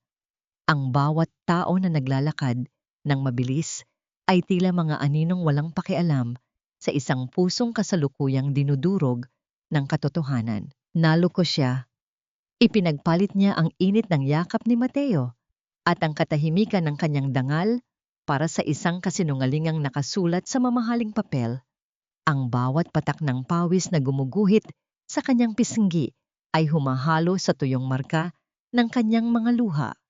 Ang gutom ay nagsisimulang manunuot sa kanyang sikmura, isang mahapdi at malalim na kurot na nagpapaalala sa kanya na wala na siyang babalikan. Upang mabuhay, napadpad si Kaima sa isang maliit at madulas na karinderya sa tabi ng riles ng tren. Ang amoy ng sunog na mantika at ang singaw ng kaning baboy ang naging bago niyang mundo. Dito, ang kanyang mga kamay na dati ay hinahaplos ni Mateo ay nakalubog na ngayon sa isang palanggana ng malabong tubig na puno ng sebo at sabon. Ang bawat plato na kanyang kinukuskos ay tila isang bahagi ng kanyang nakaraan na pilit niyang binubura. Samantala, sa loob ng nagniningning na mansyon ng mga onyx, tila nagdiriwang ang kadiliman. Nakaupo si Clarissa sa tapat ng salamin, dahan-dahang sinusuklay ang kanyang buhok habang suot ang isang mamahaling seda na dapat sana ay kay Kaima. Ang kanyang halakhak ay mahinang ngunit puno ng lason, isang tunog na nagmumula sa isang kaluluwang walang alam, kundi ang mang-agaw. "Si, Tita Victoria, sabi ko sa inyo, pera lang ang kailangan ng babaeng iyon." Wika ni Clarissa sa habang tinitignan ang kanyang sarili ng may paghanga. Ngayon, wala na ang sagabal. Mateo is all mine again. Ngunit sa kabilang silid, si Mateo ay tila isang bangkay na naglalakad. Ang bote ng alak sa kanyang lamesa ay kalahati na ang bawas. Ang kanyang mga mata ay mapupula at puno ng himutok. Hindi niya matanggap na iniwan siya ni Kaima nang walang paliwanag. Ang bawat sulok ng kanyang kwarto ay tila may bulong ng pangalan ng dalaga, ang bango ng sampagita, ang tamis ng ngiti, at ang lambot ng boses na nagsabing mahal siya nito. Isang gabi, matapos ang 12 oras na pagtatrabaho sa karinderya, lumabas si Kaima upang magpahinga. Nakaupo siya sa isang sementong baitang, may hawak na isang piraso ng malamig na pandesal. Isang payat at madusing na pusa ang lumapit sa kanyang paanan, mahinang umiiyak habang humihingi ng pagkain. Dahan-dahang pinaghati ni Kaima ang kanyang huling pagkain. Ibinigay niya ang mas malaking bahagi sa pusa habang pinapanood niya itong kumain ng may pagmamadali. "Huwag kang mag-alala, maliit na kaibigan. Alam ko ang pakiramdam ng walang matakbuhan," bulong niya habang dahan-dahang hinahaplos ang maruming balahibo nito. Isang sandali kung saan ang kanyang sariling pagdurusa ay nagbigay daan sa pagkalinga sa ibang nilalang, isang patunay na ang kanyang puso ay nananatiling ginto sa kabila ng putikan. Sa mansion, si Lola Esmeralda ay hindi tumitigil sa pag-iisip. Alam niyang may mali. Alam niyang hindi kayang talikuran ni Kaima ang pag-ibig para sa salapi. Sa gitna ng gabi, dahan-dahang tumayo ang matanda at nagtungo sa library ni Mateo upang hanapin ang listahan ng mga tsekeng inisyu ng pamilya. Ngunit hindi niya napansin na sinusundan siya ni Clarissa sa dilim. Ang tunog ng dahan-dahang paghakbang ni Clarissa sa carpet ay tila isang mangangaso na nakahanap ng kanyang huli. Nang makita ni Lola ang ebidensya ng panloloko ni Victoria, biglang lumitaw si Clarissa sa kanyang likuran. "Lola, you shouldn't be here. You're too old for detective games," malamig na wika ni Clarissa. Ang kislap ng kasamaan sa kanyang mga mata ay mas matindi pa sa dilim ng silid. "Ikaw! Kayo ang pinalaya si Kaima! Sasabihin ko ito kay Mateo!" Sigaw ni Lola, habang pilit na humahakbang patungo sa pinto. Humarang si Clarissa, isang marahas na pag-agaw sa dokumento ang naganap. Sa gitna ng paghahabulan, ang dulo ng baston ni Lola ay nadulas sa makinis na sahig. Isang malakas na tunog ng pagtama ng katawan sa matigas na kahoy ng hagdanan ang bumasag sa katahimikan ng gabi. Nakatingin si Clarissa mula sa itaas. Ang kanyang hininga ay mabilis habang pinapanood ang matanda na dahan-dahang nawawalan ng malay sa ibaba. Ang tanging naririnig ay ang mabilis na tibok ng kanyang puso at ang malayo, ngunit matalim na hiyaw ng isang pusa sa labas ng mansyon. Patay na ba si Lola Esmeralda? At paano malalaman ni Mateo ang katotohanan kung ang tanging taong nakakaalam nito ay nakabulagta na ngayon sa gitna ng duguan at malamig na sahig? Hindi na ako ang Kaima na ninanggap niyo. Hindi na ako ang babaeng yuyu ko lang habang tinatapak-tapakan ninyo ang aking danggal. Ang tinig ni Kaima ay dumagundong sa loob ng malawak na lobby ng ospital. Isang boses na hindi na nanginginig sa takot, kundi nag-aapoy sa paninindigan. Nakatayo siya sa harap ni na Clarissa at Doña Victoria. Ang kanyang suot ay isang simpleng kupas na kamiseta at pantalon na may mansa pa ng pagtatrabaho sa karinderya, ngunit ang kanyang tindig ay kahingtayog ng pinakamataas na gusali sa lungsod. Ilang oras bago ito, habang naghuhugas ng mga maduming pinggan sa ilalim ng andap-andap na ilaw ng karinderya, nakita ni Kaima sa maliit na telebisyon ang balita tungkol sa aksidente ni Lola Esmeralda. Ang matunog na pagbagsak ng hawak niyang plato sa semento ay tila naging hudyat ng kanyang paggising. Hindi siya pwedeng manatiling nagtatago habang ang tanging taong naniwala sa kanya ay nasa bingit ng kamatayan. "How dare you show your face here, you beggar!" Sigaw ni Clarissa. Ang kanyang muka ay namumutla sa pinaghalong galit at takot. Lumapit siya at mabilis na itinaas ang kanyang kamay upang sampalin si Kaima. Ngunit, bago pa man dumapo ang palad ni Clarissa, mabilis na nasalo ni Kaima ang kanyang pulsuhan. Ang mahigpit na pagkakahawak ni Kaima ay tila isang bakal na sipit. "Huwag mo na uling susubukan na saktan ako, Clarissa. Alam ko ang ginawa mo. Alam ko ang panlolokong ginawa ninyo ni Doña Victoria sa tseke na ibinigay ninyo sa akin." "Mateo, tignan mo siya. She's attacking me!" Tili ni Clarissa habang pilit na kumakawala. Sa dulo ng pasilyo, lumitaw si Mateo. Ang kanyang mga mata ay malalim. Ang kanyang buong pagkatao ay tila pasa ng bigat ng buong mundo. Nang makita niya si Kaima, ang kanyang puso ay tila nakaramdam ng isang matinding kuryente na muling nagpatibok sa kanyang nanlalamig na dugo. Hindi siya nagalit. Sa halip, dahan-dahan siyang lumapit. Ang kanyang mga hakbang ay mabigat at puno ng pag-aalinlangan. "Kaima," bulong ni Mateo. Ang kanyang boses ay paos at puno ng pagsisisi. "Sir Mateo, narito po ang ebidensya ng panloloko ng inyong ina." Wika ni Kaima habang inilalabas ang recording sa kanyang lumang cellphone. Isang recording na lihim niyang ginawa noong gabing bumisita si Victoria sa kanyang dampa. Sinabi niya na babayaran niya ang operasyon ng nanay ko at pag-aaral ng kapatid ko, kapalit ng pag-alis ko. pero ang ibinigay niya ay isang basurang tseke. Nanigas si Mateo habang pinapakinggan ang boses ng kanyang ina sa recording. Ang bawat Victoria ay tila isang matalim na balisong na humihiwas sa kanyang huling tiwala sa sarili niyang pamilya. Tumingin si Mateo kay Victoria na ngayon ay hindi makatingin ng diretso sa kanyang anak. Ma'am, paano niyo nagawa ito? Tanong ni Mateo. Ang kanyang boses ay puno ng pait. Ipinagpalit niyo ang buhay ng isang tao para sa inyong pride. Sa gitna and detention, lumapit si Mateo kay Kaima. Sa harap ng lahat, sa harap ng mapanuring mata ni Victoria at ng nagngangalit na si Clarissa, kinuha ni Mateo ang mga kamay ni Kaima, ang mga kamay na magaspang at may mga sugat dahil sa pagtatrabaho. Dahan-dahan niyang inilapit ang mga ito sa kanyang muka at ipinikit ang kanyang mga mata. Patawarin mo ako, Kaima. Patawarin mo ako dahil hinayaan kitang mag-isa sa gitna ng bagyo. Sabi ni Mateo. Ang kanyang hininga ay mainit sa palad ni Kaima. Sa gitna sterilisadong amoy ng ospital at ng malamig na liwanag ng mga fluorescent lights, naupo ang dalawa sa isang mahabang bench. Walang mamahaling dinner, walang musikang pang-sosyal. Kumuha si Mateo ng 2 plastic na container ng instant noodles mula sa vending machine. Ito lang ang kaya kong ibigay sa ngayon, sabi ni Mateo habang binubuksan ang takip ng noodles. Ang singaw nito ay humahalo sa malamig na hangin ng ospital. Sapat na ito, Sir Mateo. Giti ni Kaima. Isang nangiting tila nagpawi sa lahat ng pagod ng nagdaang mga linggo.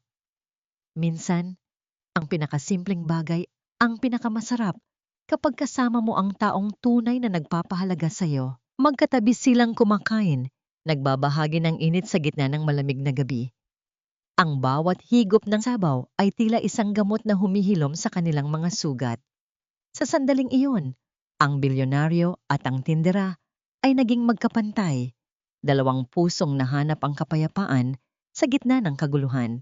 Ngunit ang katahimikan ay bumasag nang biglang bumukas ang pinto ng intensive care unit. Lumabas ang doktor. Ang kanyang muka ay seryoso. Mr. Onyx, nagkaroon ng malay ang pasyente, pero gusto niyang makausap ang pulis ngayon din. Mabilis na pumasok sina Mateo at Kaima sa loob ng silid. Nakahiga si Lola Esmeralda. Maraming tubo ang nakakabit sa kanyang katawan, ngunit ang kanyang mga mata ay dilat at puno ng linaw.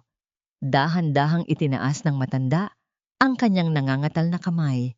Ang kanyang hintuturo ay dahan-dahang gumalaw, tila isang mabigat na hatol na itinalaga ng tadhana. Itinuro ni Lola Esmeralda ang pintuan, kung saan kasalukuyang nakatayo at nanginginig sa takot si Clarissa.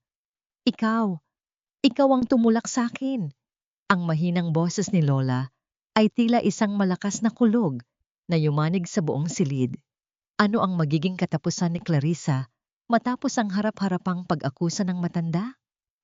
At paano paninindigan ni Mateo at Kaima ang kanilang pag-ibig sa harap ng katotohanang muntik ng pumatay sa tanging taong nag-ugnay sa kanila? Ang bawat kasinunggalingan ay may hangganan at ang bawat utang ay may katapat na paniningil.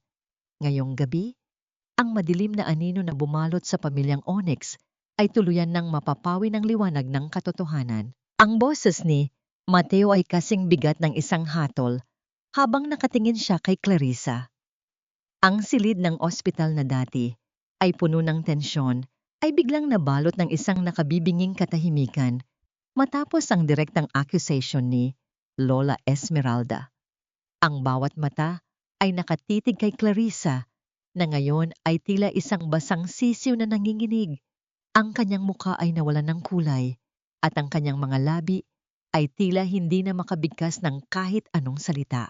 Hindi totoo yan. Naguguluhan lang si Lola. She's hallucinating.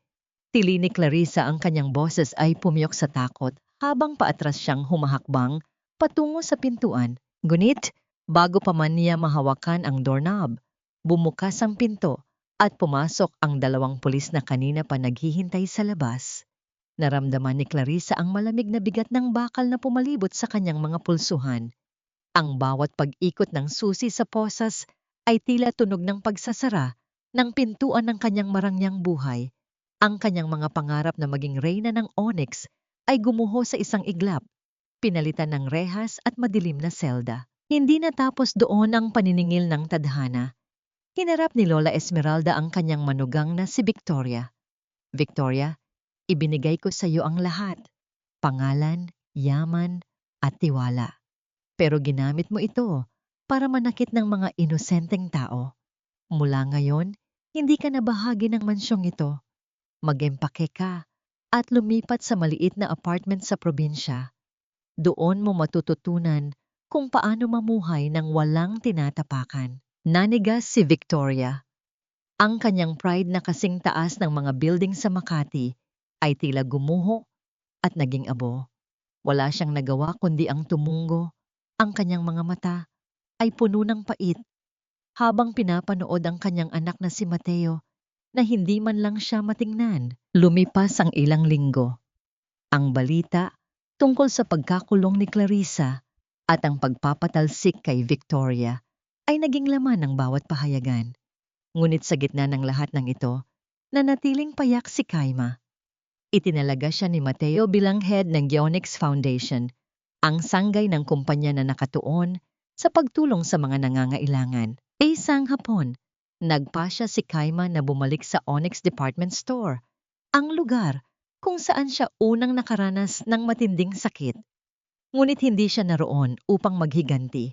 Nakasuot siya ng isang simpleng asul na dress, ang kanyang buhok ay maayos na nakatali, at ang kanyang muka ay nagniningning sa kapayapaan. Naglakad siya patungo sa dating pwesto niya sa sales section. Nakita niya ang kanyang mga dating kasamahan na dati ay pinagtatawanan siya. Ngayon ay nakatungo at tila nahiya. Nang makita niya si Manager Sandra, ang babaeng sumisante sa kanya ng walang awa, nakita ni Kaima ang takot sa mga mata nito. Ma'am Kaima, patawad po sa lahat ng nagawa ko. Bulong ni Sandra habang nanginginig ang mga kamay. Gumiti si Kaima, isang nangiting walang halong pait. Narito ako, hindi para paalisin ka, Sandra. Narito ako para sabihin na simula ngayon, magkakaroon tayo ng bagong patakaran sa Onyx. Walang sino mang empleyado ang dapat maliitin at bawat taong papasok sa pinto, pulubi man o mayaman, ay dapat tratuhin ng may dangal. Sa halip na gumamit ng kapangyarihan para manakit, ginamit ito ni Kaima para magbigay ng pagkakataon. Nagpamahagi siya ng mga grocery packs at munting tulong sa mga janitor at sales lady, ang mga taong madalas na hindi napapansin. Ang bawat pasasalamat at ngiti na natanggap niya ay mas mahalaga pa sa kahit anong ginto sa mundo. Nang matapos ang kanyang pagbisita, naglakad si Kaima patungo sa malawak na lobby ng Onyx. Laking gulat niya nang makita ang libu-libong talulot ng rosas na dahan-dahang nalalaglag mula sa itaas, tila isang ulan ng kulay pula at rosas na bumabalot sa makintab na sahig. Sa gitna, NG Sally, nakatayo si Mateo. Wala siyang suot na mamahaling suit. Suot niya ang isang simpleng polo shirt na katulad ng suot niya noong huling beses silang magkasama sa probinsya. Ang kanyang mga mata ay nakatitig ng diretso kay Kaima, puno ng isang pag-ibig na dumaan sa apoy at lalong tumibay. Dahan-dahang lumuhod si Mateo sa gitna ng lobby, sa harap ng lahat ng tao, sa mismong lugar kung saan si Kaima ay dating hiniya at itinuring na basahan. Inilabas niya ang isang maliit na velvet box. Sa loob nito ay ang singsing ni Lola Esmeralda, ang singsing na ibinalik ni Kaima noon sa loob ng kulungan. Kaima, dito sa lugar na ito kung saan nagsimula ang iyong sakit, gusto kong simulan ang ating bagong buhay. Ang boses ni Mateo ay dumagundong sa katahimikan ng lobby. Tinuruan mo akong magmahal ng totoo. Ipinakita mo sa akin na ang tunay na yaman ay hindi nasa bangko, kundi nasa pusong marunong magpatawad. Handa ka na bang maging Mrs. Onyx? Napatakip ng bibig si Kaima, ang kanyang mga luha ay muling pumatak. Ngunit ngayon ay mga luha na ito ng purong kaligayahan. Ang bawat tibok ng kanyang puso ay tila isang awit ng tagumpay laban sa lahat ng dusa. Handa na ba si Kaima na tanggapin ang huling piraso ng kanyang tadhana? At paano nila bubuuin ang isang pamilyang winasak ng kasakiman gamit lamang ang kapangyarihan ng pag-ibig at pagpapatawad.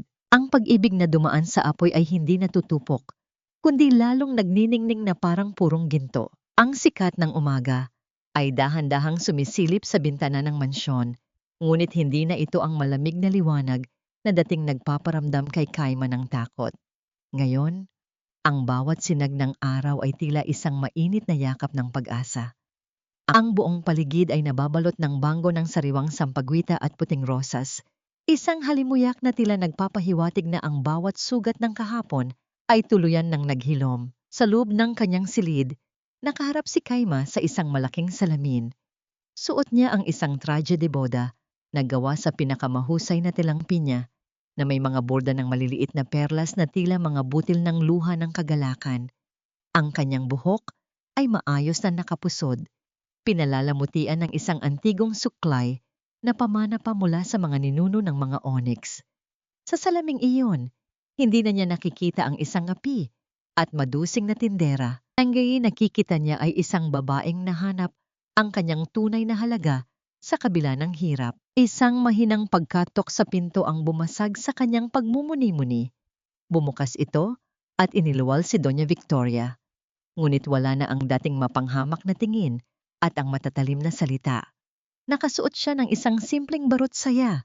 Ang kanyang muka ay wala nang masyadong kolorete at ang kanyang mga mata ay puno ng kapakumbabaan. Dahan-dahang lumapit si Victoria kay Kaima. Nanigas ang dalaga sa sandaling iyon.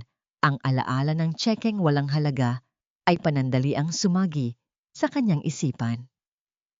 Ngunit bago pa man siya makapagsalita, ang dating mapagmataas na ginang ay dahan-dahang lumuhod sa kanyang harapan. Kaima, iha, ang boses ni Victoria ay basag at nanginginig. Narito ako hindi para humingi ng posisyon o yaman. Narito ako para humingi ng tawad. Winasak ko ang iyong dangal, niloko kita, at tinangkang sirain ang iyong kaligayahan. Pero sa kabila ng lahat, hindi ka gumanti. Patawarin mo ako. Naramdaman ni Kaima ang pagkirot ng kanyang puso na hindi niya inaasahan. Sa halip na ituloy ang galit, dahan-dahang yumuko si Kaima at hinawakan ang mga kamay ni Victoria upang itayo ito. Sa isang tradisyonal na kilos ng paggalang at pagpatawad, kinuha ni Kaima ang kamay ng matanda at idiniin ito sa kanyang noo.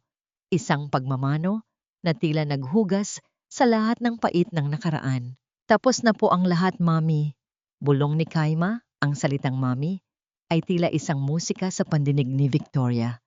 Ang pagpatawad po ay hindi lamang para sa inyo, kundi para na rin sa kapayapaan ng aking puso. Sa labas, sa ilalim ng dambuhalang puno ng nara, sa hardin ng mansyon, nakatayo si Mateo. Ang kanyang barong Tagalog ay kasing puti ng mga ulap at ang kanyang muka ay nagniningning sa kaba at pananabik. Nang magsimulang tumugtog ang isang malambing na harana gamit ang mga biolin, dahan-dahang lumitaw si Kaima sa dulo ng aisle na gawa sa mga talulot ng bulaklak. Ang bawat hakbang ni Kaima ay tila isang paglalakbay, pabalik sa lahat ng kanyang pinagdaanan, mula sa mainit na semento ng Onyx Department Store, sa madilim na selda ng presinto, hanggang sa maputik na karinderya. Ang bawat luhang pumatak noon ay tila naging mga diamante sa kanyang landas ngayon. Nang makarating siya sa harap ni Mateo, kinuha ng lalaki ang kanyang kamay. Ang init ng palad ni Mateo ay tila isang pangako na hinding-hindi na siya bibitawan muli. Ang distansya sa pagitan nila ay naglaho, pinalitan ng isang pag-ibig na kasing lalim ng dagat. Kaima, panimula ni Mateo sa kanyang panata, ang boses ay puno ng emosyon. Sabi nila, ang yaman ay nasa ginto at negosyo, pero sa iyo ko natutunan na ang tunay na yaman ay nasa pusong handang magsakripisyo nang walang hinihintay na kapalit. Ikaw ang aking liwanag sa dilim, ang aking lakas sa kahinaan. Pangako, mula sa araw na ito, ang iyong mga luha ay magiging luha na lamang ng saya. Humarap si Kaima kay Mateo, ang kanyang mga mata ay nagniningning sa ilalim ng belo. Mateo, salamat dahil tinuruan mo akong lumaban para sa aking sarili. Salamat dahil naniwala ka sa akin nang ang buong mundo ay nakatalikod. Hindi ako nangangako ng isang buhay na walang pagsubok, pero nanggangako ako na sa bawat bagyong darating, ang kamay ko ang huli mong bibitawan. Sa ilalim ng saksi ng langit at ng mga taong nagmamahal sa kanila, kabilang si Lola Esmeralda na nakangiti mula sa kanyang wheelchair at ang ina ni Kaima na tahimik na umiiyak sa tuwa, ay nagpalitan sila ng matamis na isang mainit at matagal na halik ang nagtapos sa seremonya. Hindi ito isang halik ng pagnanasa, kundi isang halik ng dalawang kaluluwang sa wakas ay nahanap na ang kanilang tahanan. Ang bawat palakpakan ng mga panauhin ay tila isang masiglang hudyat ng bagong simula. Ang pagdiriwang ay hindi lamang para sa mga mayayaman. Ang mga janitor, sales lady at mga dating kasamahan ni Kaima ay naroon din, kumakain sa parehong hapagkainan kasama ang mga elit ng lipunan. Ang ranhis ng antas sa buhay ay tila naglaho, pinalitan ng tunay na diwa ng pamilya at pagkakaisa. Habang ang araw ay dahan-dahang lumulubog, nag-iiwan ng kulay kahel at lila sa langit. Nakasandal ang ulo ni Kaima sa balikat ni Mateo habang pinapanood ang mga tao. Ang bawat hininga nila ay tila nagkakaisa sa katahimikan ng gabi. Handa ka na ba sa susunod na kabanata ng buhay natin, Mrs. Onyx? Bulong ni Mateo sa kanyang pandinig, gumiti si Kaima. Isang nanggiting puno ng kapanatagan. Hanggat kasama kita, Mateo, kahit anong kabanata pa ang isulat ng tadhana, alam kong ito ay magiging isang kwento ng pag-asa. Ngunit sa gitna ng kanilang kaligayahan, isang lihim na regalo ang dumating para sa kanila. Isang sulat na magdadala ng isang bagong balita na hinding-hindi nila inaasahan.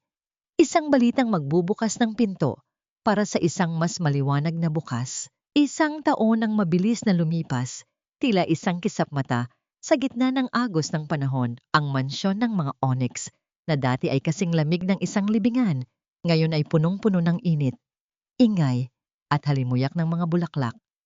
Ang mga pader na dati ay saksi sa mga lihim at puot ay tila natuto na ring ngumiti. Sumasabay sa bawat masayang himig na nagmumula sa loob ng tahanan. Magang nagising si Kaima, isang gawin na hindi kailanman nabura sa kanyang pagkatao. Kahit pa siya na ang itinalagang reyna ng tahanang ito. Dahan-dahan siyang bumaba sa kusina, hindi upang maglinis ng sahig dahil sa takot, kundi upang ihanda ang paboritong kape ni Mateo at ang mainit na tsokolate para kay Lola Esmeralda. Ang bawat galaw niya ay may kasamang indayog ng kapayapaan. Ang bawat haplos niya sa mga kagamitan ay puno ng pasasalamat. Iha, hanggang ngayon ay hindi mo pa rin nakakalimutan ang lasa ng aking paboritong inumin, wika ni Lola Esmeralda, habang dahan-dahang itinatulak ang kanyang wheelchair patungo sa hapagkainan. Ang matanda ay masigla na. Ang kanyang mga mata ay nagniningning sa kagalakan habang pinagmamasdan ang kanyang pamilya. Lola, ang mga bagay na nagpasaya sa atin noong tayo ay wala pa, ay ang mga bagay na dapat nating ingatan ngayong tayo ay mayroon na. Sagot ni Kaima sabay halik sa noo ng matanda. Isang tradisyon ng pagmamano at pagmamahal na naging pundasyon ng kanilang bagong buhay. Maya-maya bumaba na rin si Mateo. Suot ang kanyang business suit, ngunit ang kanyang mukha ay wala na ang dati nitong talas at lamig. Pagkakita niya kay Kaima, agad siyang lumapit at yumakap sa likuran ng kanyang asawa, isang mainit na yakap na tila nagsasabing, "Salamat dahil nandito ka." "You work too hard, Mrs. Onyx," bulong ni Mateo. Ang kanyang hininga ay mainit sa leeg ni Kaima. Ang Onyx Foundation ay lumalaki na at libo-libong sales ladies na ang natutulungan natin.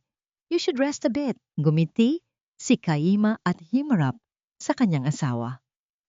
Mateo, ang pagtulong ay hindi nakakapagod kapag nakikita mo ang mga ngiting dati ay pangarap ko lang din. Alam mo ba, kahapon ay bumisita ako sa probinsya. Si nanay ay malakas na at si Junjun ay nangunguna sa kanyang klase sa kolehiyo. Wala na akong mahihiling pa. Ngunit may isang bagay pa palang inilaan ng tadhana. Sa gitna ng kanilang almusal, dumating si Doña Victoria. Hindi na siya ang matapobreng ginang na dating nananampal. Ngayon, siya ay masugid na volunteer sa charity works ni Kaima. Bit-bit niya ang isang maliit na sapatos na pambata, gawa sa puting seda at may bordang ginto. Kaima, Mateo, natanggap ko ang balita mula sa inyong doktor. Wika ni Victoria, ang kanyang boses ay puno ng pananabik at mga luha ng saya. Totoo ba? Magkakaroon na ako ng apo. Dahan-dahang hinawakan ni Kaima ang kanyang tiyan. Ang kanyang mga mata ay nagniningning sa isang uri ng kaligayahang hindi kayang tumbasan ng kahit anong yaman ng onyx.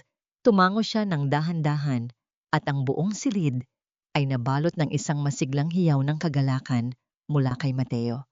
Binuhat ni Mateo si Kaima at inikot-ikot sa gitna ng silid. Ang kanilang mga tawa ay tila isang musikang bumubura sa lahat ng pait ng nakaraan na magtatagal habang buhay. Sa ilalim ng patnubay ni Lola Esmeralda, ang pamilyang Onyx ay hindi na lamang kilala sa kanilang ginto, kundi sa kanilang busilak na puso. Nang dapit hapon, naglakad sina Mateo at Kaima sa dalampasigan malapit sa kanilang rest house. Ang araw ay dahan-dahang lumulubog, nag-iiwan ng mga kulay na lila, kahel at rosas sa langit. Ang tunog ng mga alon na humahampas sa pampang ay tila isang mahinahong paalala na ang bawat unos ay may katapat na dalampasigan. Kaima, panimula ni Mateo habang nakatingin sa malayo. Salamat dahil hindi ka sumuko sa akin. Salamat dahil tinuruan mo akong makakita ng higit pa sa panlabas na anyo. Isinandal ni Kaima ang kanyang ulo sa balikat ni Mateo. Ang buhay po ay parang dagat, Mateo. May oras na nagngangalit, may oras na payapa. Pero hanggat ang ating pag-ibig ay nakabatay sa katotohanan at pagpatawad, hinding-hindi tayo malulunod. Inilabas ni Kaima mula sa kanyang bulsa ang kanyang lumang name tag mula sa Onyx Department Store. Ang name tag na dati ay itinapon at tinapakan sa putikan. Ngunit ngayon, ito ay malinis at nakadikit sa isang maliit na frame. Ito ang magpapaalala sa atin na ang bawat tao ay may kwento at bawat kwento ay karapat-dapat sa isang magandang wakas. Bulong ni Kaima. Dahan-dahang lumubog ang araw at sa gitna ng dumarating na gabi, ang dalawang anino ni na Mateo at Kaima ay nananatiling magkayakap. Ang kanilang kwento ay hindi lamang tungkol sa isang mahirap na dalagang naging bilyonaryo. Ito ay tungkol sa kapangyarihan ng isang busilak na pusong kayang baguhin ang tadhana. Sa huli, ang tunay na ginto ay hindi nahuhukay sa ilalim ng lupa, kundi natatagpuan sa loob ng isang pusong marunong magmahal, magtiis, at higit sa lahat, magpatawad. Ang bukas ay puno ng pag-asa at sa bawat pagsikat ng araw, isang bagong kabanata ng pag-ibig ang muling isusulat. Dahil sa dulo ng bawat luha ay may naghihintay ng ngiti at sa dulo ng bawat hirap ay may nakalaang ligaya.